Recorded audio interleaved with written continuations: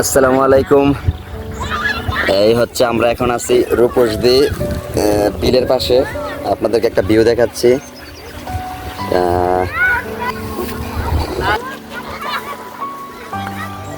এই হচ্ছে রূপসদি বিলের পরিস্থিতি, খুব সুন্দর। এই যে বাচ্চারা গোসল করে বাসায় চলে যাচ্ছে। আর হচ্ছে এখানে আমরা দেখতে পাচ্ছি হাঁস, দেখেন কি সুন্দর হাঁস। মানুষ ধান নিতেছে জমি থেকে, ধানের প্রসেসিং। এখানে হচ্ছে নদীর সাইডে এই যে রাজহাঁস, খুবই সুন্দর।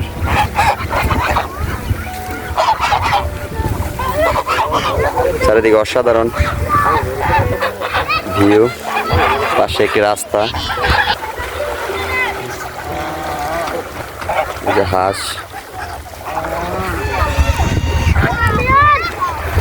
সব বাচ্চারা পানিতে গোসল করতেছে। সব মিলে অসাধারণ একটা পরিবেশ, খুব আনন্দে আছে। ওই দেখেন ওরা কি করে। ঠিক আছে, লাইক। তোরা উঠবি না আজকে, সারাদিন ডুবাইবি।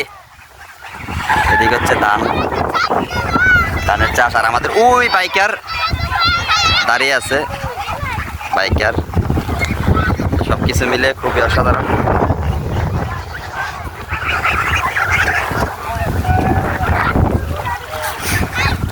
বাতাস আর ঠান্ডা।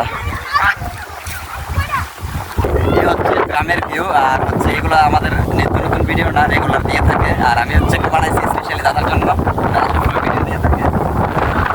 বাতাস, পরিবেশটা খুব সুন্দর। আমরা একটু রূপসদি আসছিলাম। আসলে পাহাড় তো দেখলাম, আসলে গ্রামই এই সংস্কৃতিতে যদি অন্যরা আসে খুবই অসাধারণ লাগবে।